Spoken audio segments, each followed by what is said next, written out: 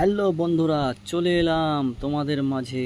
দেখো আমি কোথায় চলে এসেছি আজকে দেখতে পাচ্ছ আমি একটা নদীতে চলে এসেছি। নদীটার চারিপাশে দেখতে পাচ্ছ কত বালি আর বালি, কিন্তু নদীতে কিন্তু কোনো জল নেই।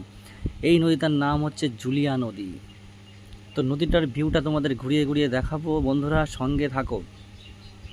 ভিডিওটাকে স্পিক করবে না, পরপর দেখে যাবে। দেখো নদীর মাঝখান দিয়ে অল্প জল বয়ে যাচ্ছে। নদীটার এরিয়াটা কিন্তু অনেক বড়, কিন্তু জল কিন্তু অল্পই যাচ্ছে।